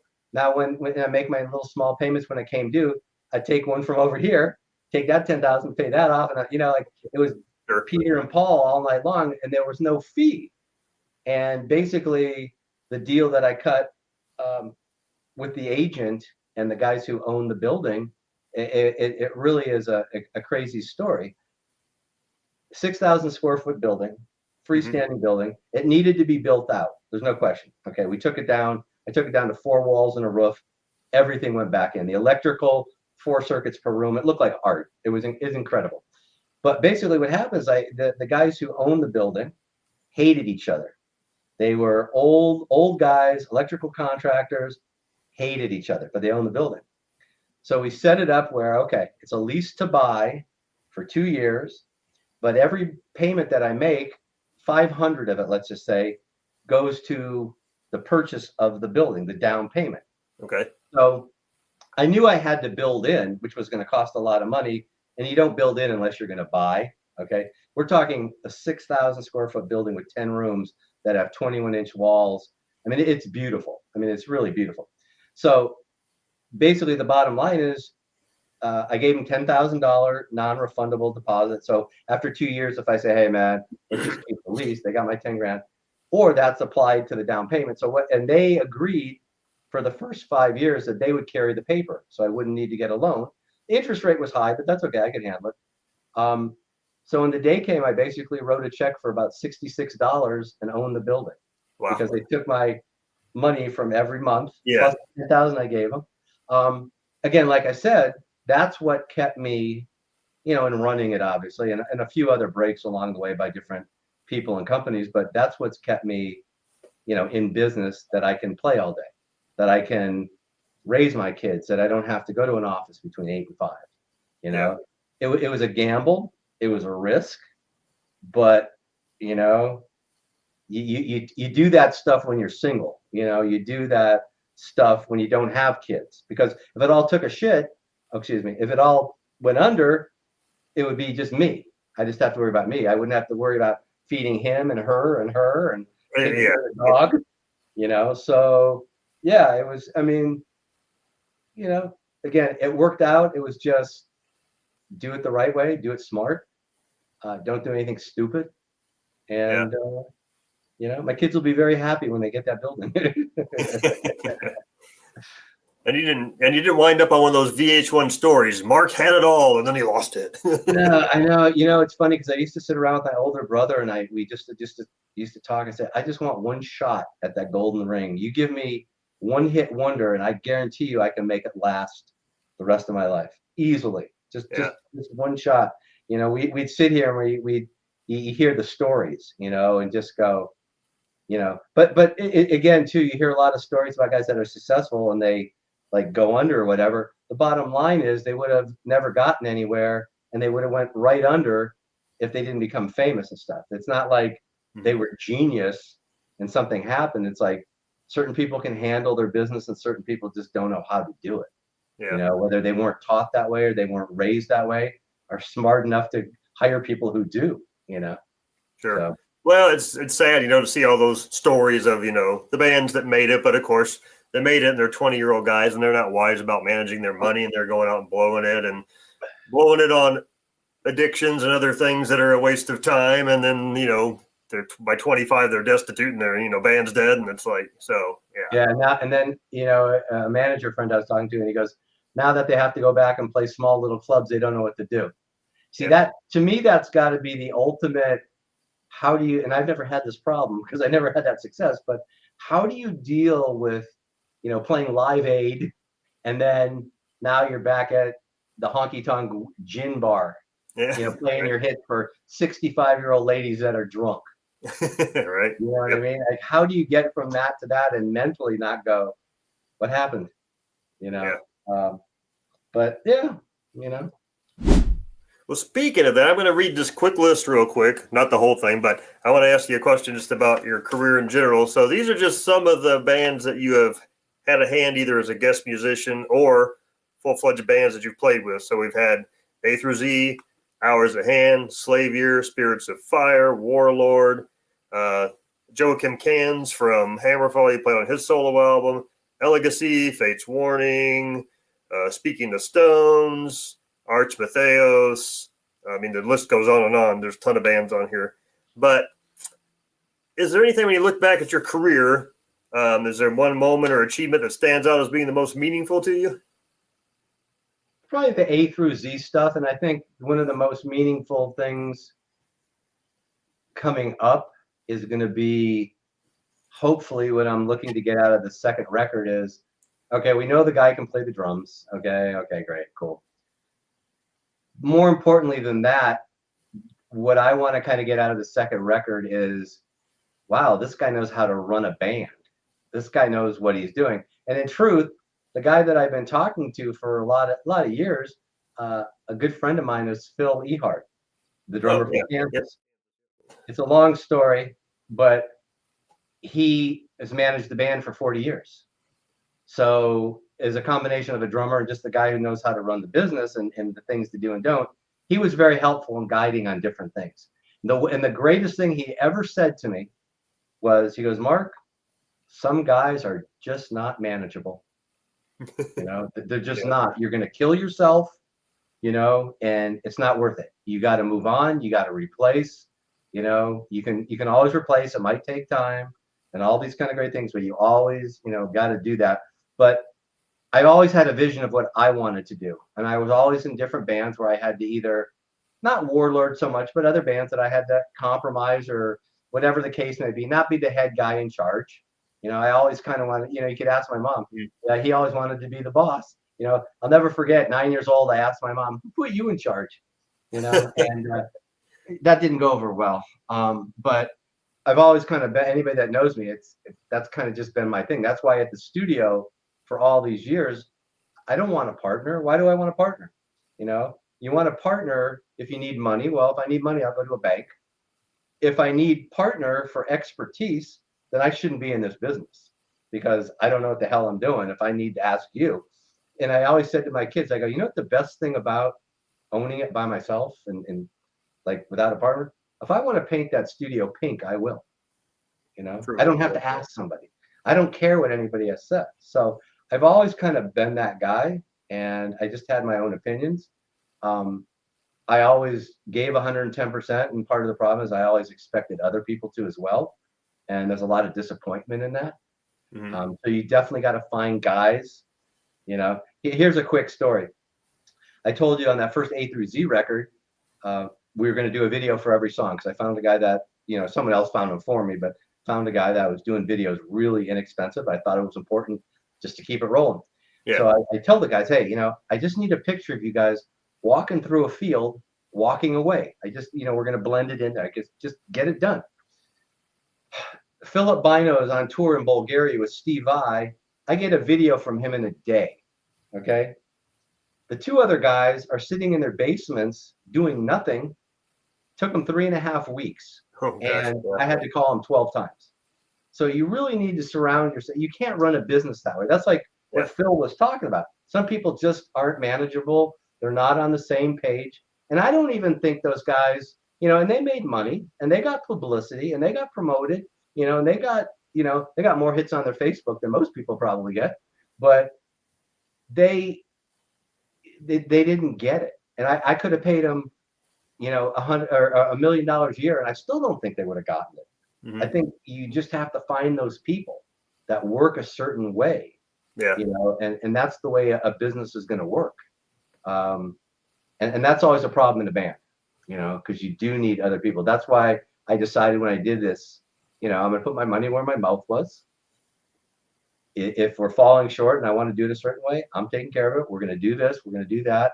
I've done this long enough to know what I think the right things are to push on and not push on, and how to do the best that we can and make it work, and the things to avoid. So no, it's just really comes down to that. That's what I'm kind of looking for, besides a great record and touring and all that kind of stuff, and really doing that, just adding another, you know, note to the biography, the legacy, whatever you want to call it, that, wow, this guy knows how to run it. You know, he can manage this, you know, and he made the choices. I swapped out the players. I changed them out, you know, and, you know, I'm not going to say this is a franchise and every record there's going to be new people, but, you know, it's one of those things where I want to do something. I can't be waiting on somebody else. Yeah.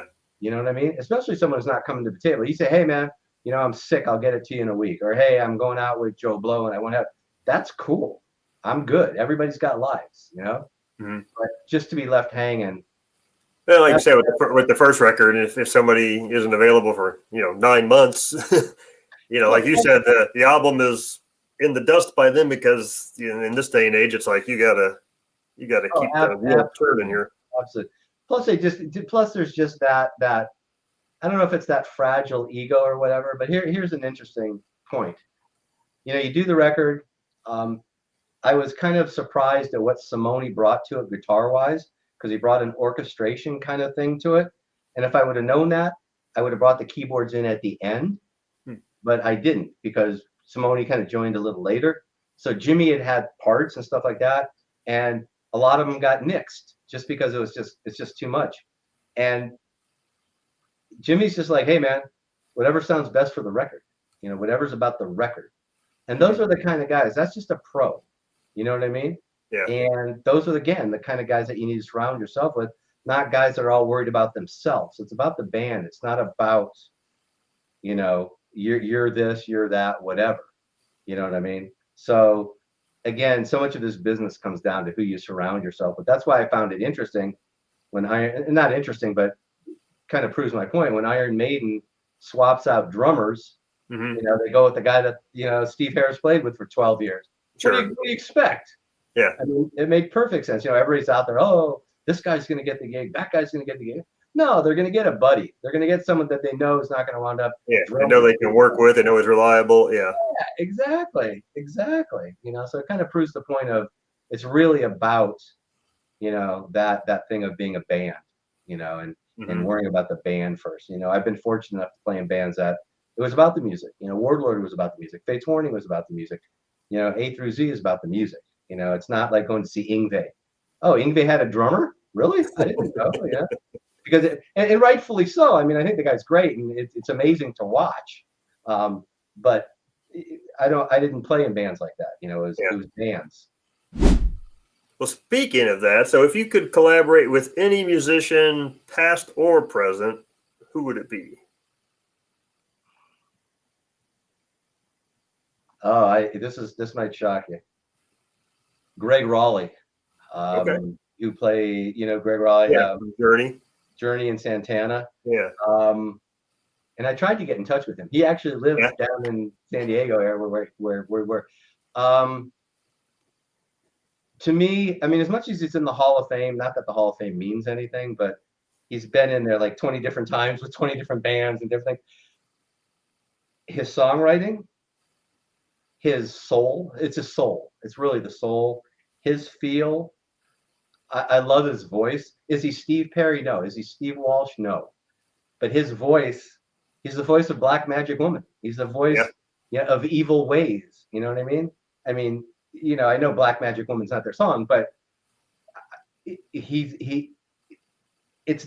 kind of that era that I grew up in where guys they weren't virtuosos per se, but it was all heart. It was all soul. It was all feeling, and I just loved everything about him. I thought he was the most underrated, not underrated, but underappreciated, I guess.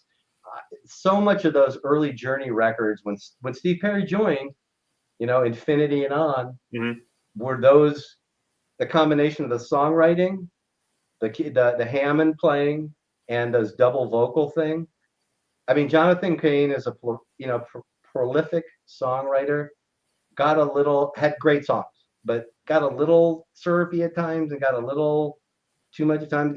He almost reminds me of someone that's kind of like again, I'm going to politically correct, get slapped, but it's kind of white bread. It's great. It's amazing. It's beautiful. And him and Steve Perry together, I mean, and Neil Sean, it's great. But the Greg Raleigh thing just had dirt. It had the stank. It had the human. It was really human. And just, and I saw those guys so many times, and I sat 10 feet from Greg Raleigh and watched them play and sing. And it was just, now he's the guy. I mean, obviously Richie Blackmore would be great. I mean,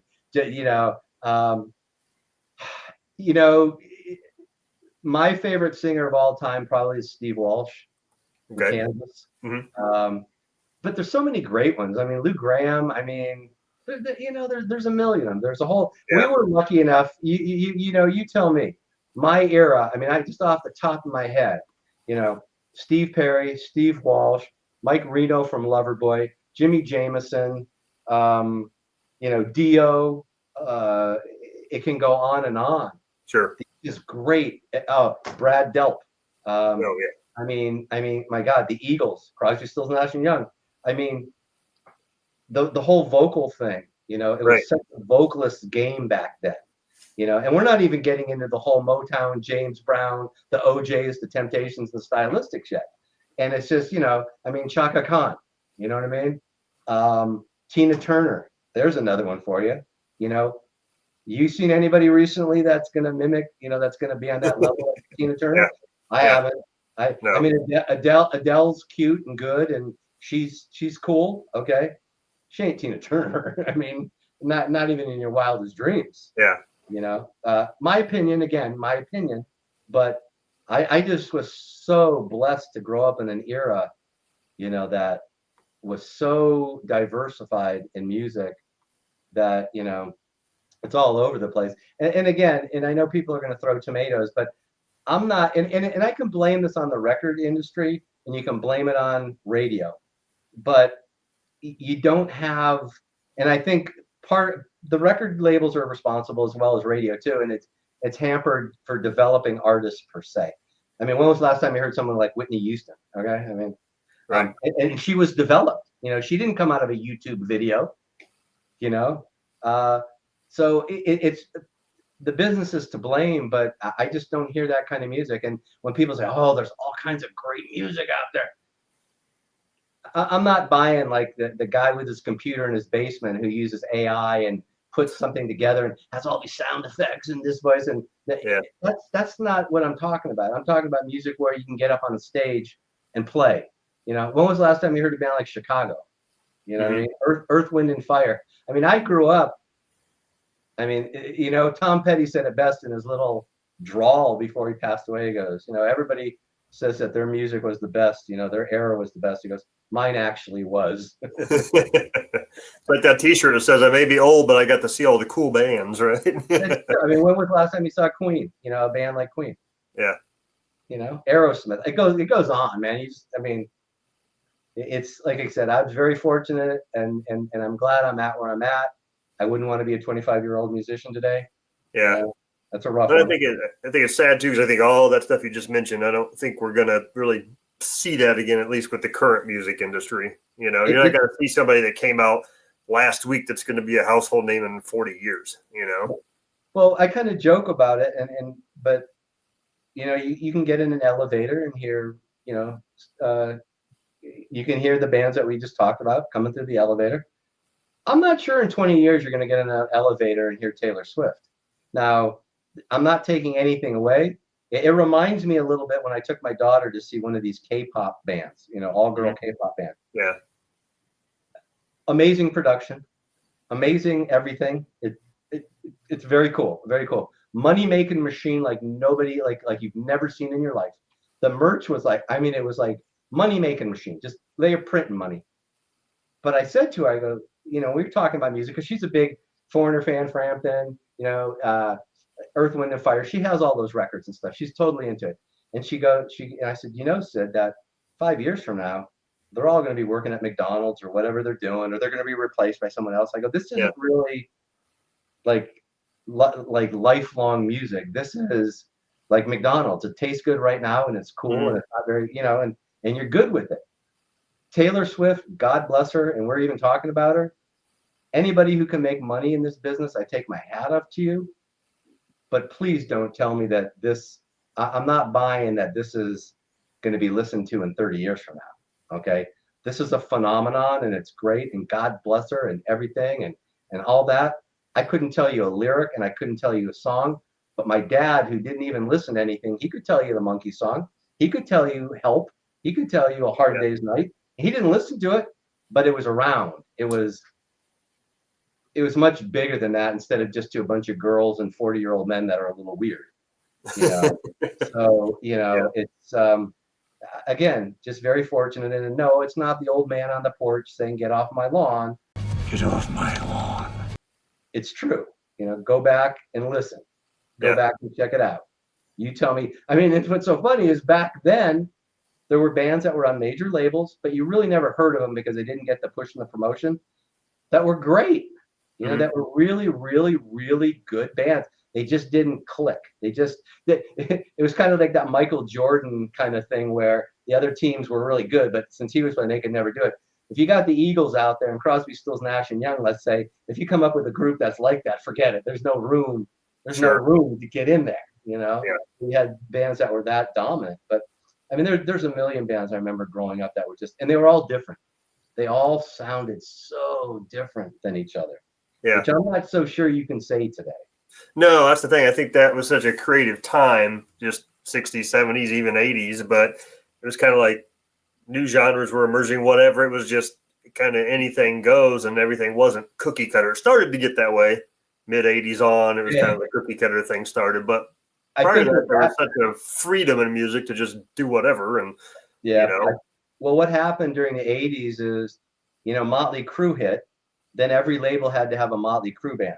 Sure. And that's what kind of grounded in the ground. And yes, it had a heyday, and Whitesnake was being played on General Hospital, and God bless, and it was great. It was a great time to be alive. It was a great time for music, but you could see where it was going because all the bands started. I mean, can you tell, Warrant, Faster Pussycat,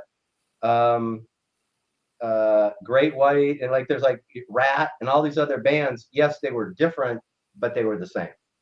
They were very, very similar bands, as compared to, Boss Skaggs, compared to Black Sabbath, compared to Aerosmith, compared to Spooky Tooth or whoever, else was back in the day there, so. And I think MTV unfortunately, is probably a lot to blame for it because once that took off, and it's like now you have to have the video. Everybody had to look the part. Yeah. You had to take these ugly metal bands and turn them glammy and try and make them look pretty, and you had to do this, and everybody had to have the same look and the same producers doing their videos, and I'm sure you've seen the picture of Pantera before they. Yeah. Well, here's a quick funny story. Yeah, I know we're getting long here, but someone got the great idea of putting Pantera and Fates Warning on played a couple shows together. But the problem was the guy who was booking it didn't realize Pantera flipped the switch. They thought they were still the Pantera with the hair and the fluffy shirts. So we're at the Vic Theater in Chicago. Oh, yeah. Pantera had already flipped the switch. And I'm not sure if it was vulgar display or what. I wasn't into it that much. All I know is they were, quote, hardcore, like they shifted. So all those fans were there, and Fates Warning goes on. We start to play. Cigarette butts are getting thrown at us. Money's getting, nickels and dimes and pennies are getting thrown at us. I mean, it was brutal. It was absolutely brutal. But, they shifted with the times, as they say. It served them well. Well, that's the funny thing, especially with them, because I think a lot of people think they were this new band when Cowboys from Hell hit. It's like, no, that's their fifth album. Exactly. Go back and look when they had the bigger hair and the. Oh no, absolutely. Like you said, everybody was trying to do the same thing because that was the way to get to the label, and that actually was Warlord's curse back then, is that we weren't like those bands. It was kind of a wrong place, wrong time situation. Or no one jumped on it and really tried to make it run. We weren't in England and we weren't part of the new wave of British heavy metal, because we would have fit into that kind of category perhaps. But we were sitting here, fighting it out with Rat and Poison and whoever else was on the Quiet Riot and bands like that. So. Well, I know we've talked a lot about music. Do you have any other passions or hobbies or interests outside of music? Yeah, I try to work out every day. I was doing a lot of cycling. I like doing that. Nothing competitive, just, I'm 66. You got to stay healthy. Yeah. I play every day. Like I said, I still get that thrill of walking into the studio and seeing this stuff. And, and it's just, it's not that what defines me, but it kind of does, because that's kind of what, I could be in here for hours and hours and hours and never get bored because there's always something to try and be creative. Just that, and taking care of business, taking care of my, my kids, making sure the studio's running, making sure the family thing's on track. And, you obviously getting to certain points where, Thank God for Medicare. That's a good one. There's something to be said. It's the most amazing thing in the world. But my son always jokes with me, and he goes, Dad, you still think you're 19, don't you? I go, what do you mean? He goes, well, the way you dress and the way you act, I go, so yeah, you got to be young. You got to laugh. Last 4 years have been rough, just from a, and I've never experienced this in my lifetime, just that kind of pressure from the outside with the political stuff that was going on, the financial things that were happening. I've never been one to shy away from it. As far as, I'm not rude. I don't, call people this, that, and the other nasty. I like to have a discussion because I think I'm right, it's been kind of rough, and it's been weird in the music business, and I'm sure there's things that's going on behind my back that I kind of know about but don't know about because I've spoken my mind per se, and I haven't done it rudely. I've done it with facts, and I haven't belittled anybody else. But at the same time, if I see something that's funky, and if I see something that just doesn't add up, and it's like, seriously, the thing that I've noticed the most about the political thing wasn't so much that they were die hard this and die hard that. There are a lot of people that just didn't know what the hell was going on. I had that had the head in the sand or did that kind of thing. I'm not even concerned about this until it came to their town. And then it was like, how did this happen? I go, dude, I was sending you videos of boatloads getting off in San Diego, running up the shore in La Jolla. I mean, what do you expect? Yeah. Oh, I didn't. And then I love this one. Oh, that was fake news. I go, no, it wasn't. It's a video of. I think a lot of people, and I was never into that at all. I was never into the politics. It's like, hey, whatever, it's cool, whatever. But to me, it just got so outlandish over the last 4 years that, I speak my mind. If we're not going to agree on it, we just don't have to speak about it. That's cool. No, it's been kind of an entertaining 4 years. It was kind of rough, just with the financials thing. And then you get into it. What people say is, oh, man, hey, let's not talk politics. Let's talk about music. Let's only concentrate on music. I go, dude, I can't do the music. I can't get out on tour because gas is $9 a gallon. And this costs this much and that costs that much. And the promoters aren't paying it because the people coming to the shows can't afford the tickets. So it's all there. Yeah. I mean, I'm sure you've heard horror stories from bands on the road. I mean, God forbid, some guy needs Pepto-Bismol one night. It's going to flip the whole budget upside down. It's that tight. No Taco Bell on tour. No, absolutely. Oh my God, they raised the price of the burrito. It's that tight when you're on the road. And especially people don't realize. Again, this is the business side of it that a lot of people like to have their heads in the cloud and they think it's all about rock and roll, man. Let's go crank it up. But it's like, okay, the expenses are up, but wait a minute, promoters are paying less because they can't charge the public. I mean, if you're Bruce Springsteen, you can. But your average, I quote, national act coming to a 500-seat club or whatever, they and then the one I love these days is, well, okay, we can do the gig, but you can't play anywhere within 500 miles. No. Yeah. And then, well, okay, then it's going to cost me $700 in gas to get to the next gig because I got to drive 500 miles in a van or a bus or whatever you're in. It's getting, the artist is getting squeezed from both ends, and the fans a lot of times, unfortunately, don't realize it's not the artist, it's not the artist. I think people still have the, just the mindset that, somebody like yourself that's been in some big bands, right? And that's like, oh man, all these guys are rich rock stars. And no. Unless, like you say, unless you're Iron Maiden, Taylor Swift, or somebody of that caliber, most bands have day jobs that aren't making a lot of playing music, They have a day job, an inheritance, or a wife or girlfriend that makes a dump load of money because it's really, really, really difficult on various levels to really, put it this way. I would be completely dead in the water. And I know this affects a lot of people. Like Nick's on a different level because he's like a high powered exec. But let's just look at your basic bass player in some band. who's working at Home Depot or wherever they're working, yeah, they're getting by and they're making money and they're cool and their job's cool, whatever. Hey, boss, I got to take off for 3 weeks because no, No, that's not going to happen. You're not going to have a job Exactly. away from that. You know, you see, that was the beautiful thing in the 80s where you had no responsibilities and you could give it a shot, you know, and like you didn't have the responsibilities. But when guys get older, they have responsibilities and it makes it much more difficult. Oh, exactly. You've probably seen the meme. It's been going around Facebook, but it's like just it shows a couple band members and one signing a piece of paper, and the meme says like local bass player signs $200 year-long contract. You know, that's about the truth, right? No, absolutely, absolutely. You know.